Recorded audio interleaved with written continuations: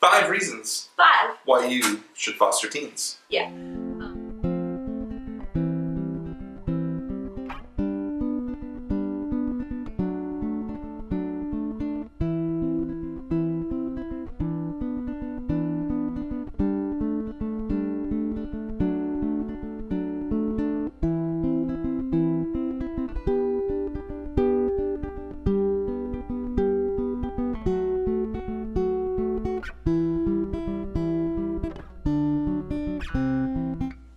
Hey Village. So today we wanted to talk about why we think it's important to foster teens.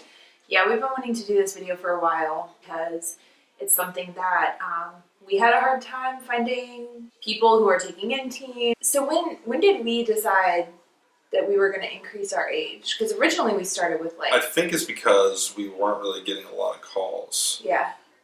We got licensed and months went by and we weren't getting calls. Yeah. And then even when we did, they didn't pick us. Yeah, they would choose a different foster family that was a better fit. I think our age range was 5 to 10? 5 to 10, maybe 5 to 12.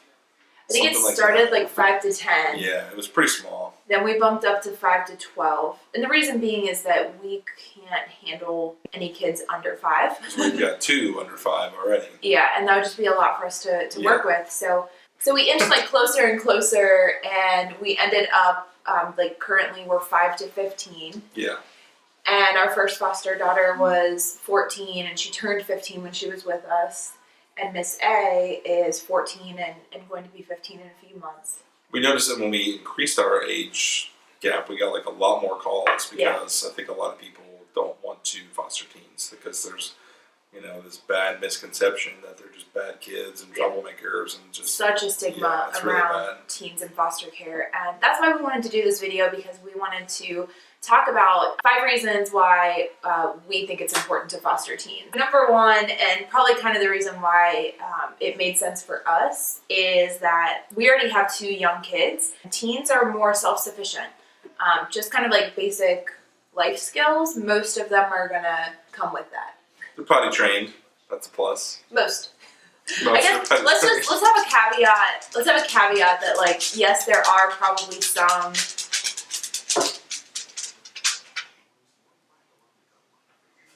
so the caveat being that if maybe you have a therapeutic home and you're taking in foster kiddos who have higher needs, some of these might not apply. But for us, we're a traditional foster family.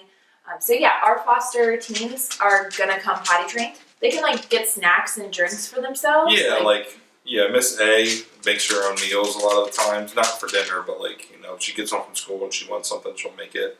Yeah. She does her own laundry. So kind of along the same lines of being self-sufficient is you can have more meaningful conversations with them. They can vocalize kind of their needs and their wants better than a child maybe can.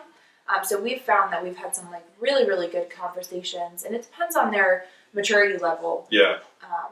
But typically, even with our first foster placement, who wasn't as mature as Miss A, we were able to have just pretty transparent conversations. Yeah, and you're able to better show them where the case is, the progression of what's happening with their parents, and obviously again depending on maturity level. So another important thing is that there's just such a big need to foster teens. They are, about to go into the real world, become adults, and they only have a few years left to really be shown, some stability, depending on where they're coming from. You can be filling that need for them that maybe they have been missing, or, maybe they didn't have a good role model. You could potentially fill whatever void that they might be coming in with. Yeah. Studies have shown that kids need at least one stable adult that truly believes in them and will not give up on them. And if they age out of the system and they get to be 18 and they're in adulthood and they still don't have that, true adult that cares and loves them, then life's going to be a lot harder for them. So when you look at teens, just kind of think of it as they've got that short window left to really find somebody to care about them and to help them out. And so how important is that, for you to be able to step into that role and hopefully fill that for them? So definitely that, I feel that's huge. Yeah. Huge to have an impact.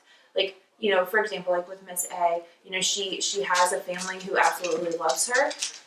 We're not trying to replace her family, but what we are trying to do is maybe give her, not even like a role model, but just like, you know, be an example of, you know, this is how we live and this is what we do for a living and this is how we handle finances.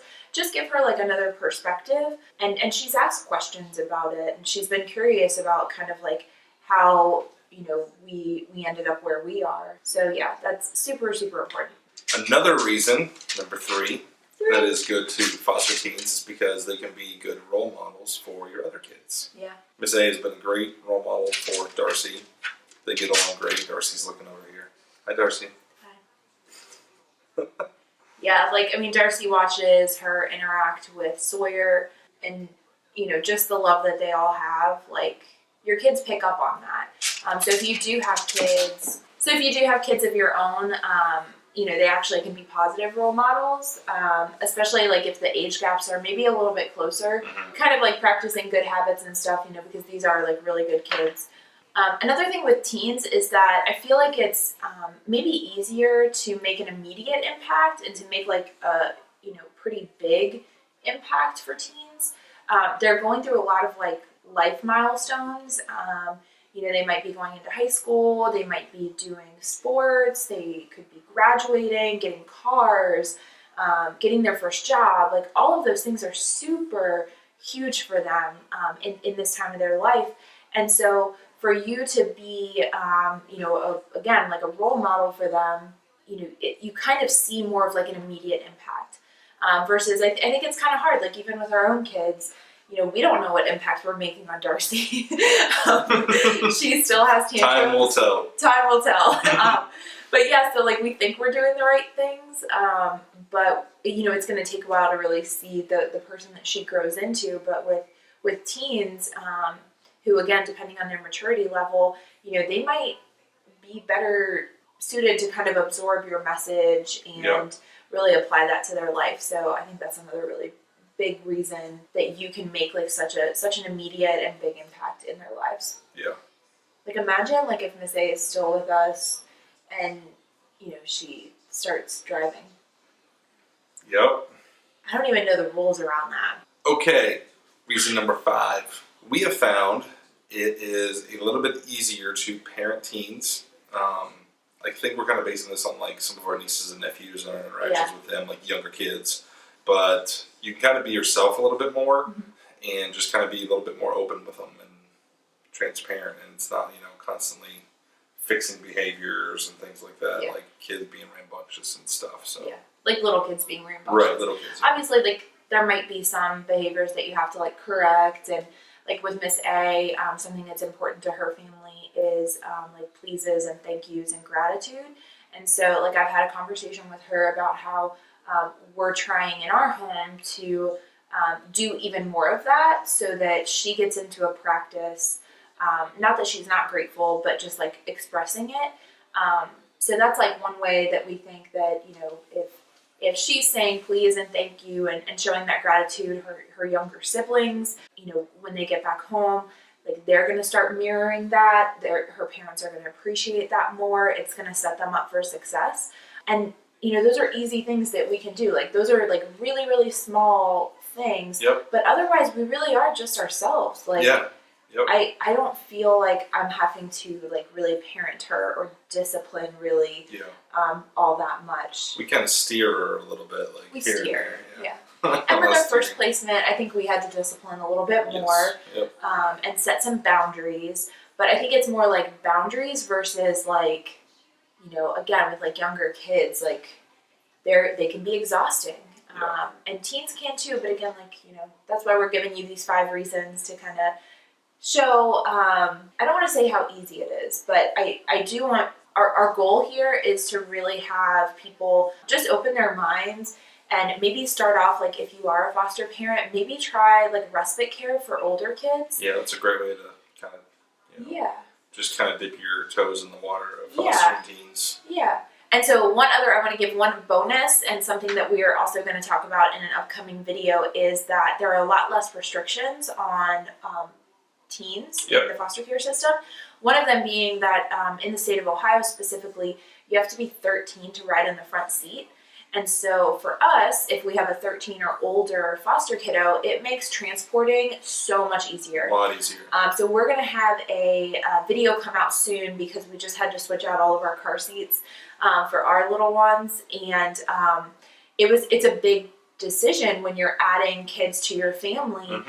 What vehicle is going to make sense? And with older kids, you always have that option of having them in the front seat. So that's kind of like a bonus. It makes your life a little bit. So when fostering teens, keep an open mind. Yeah. Talk to other people that have foster teens, and maybe some of your preconceived notions will be wrong. Yeah, and we are not experts. So this is just kind of our very limited experience. And if you have experience with foster kiddos or just teens in general, nieces, nephews, etc., go ahead and just comment below and share your experiences and some of the positive experiences that you have had and why you have chosen to foster older kids. All right? That's it for this video, guys. Thanks for watching. Thanks for watching. Bye.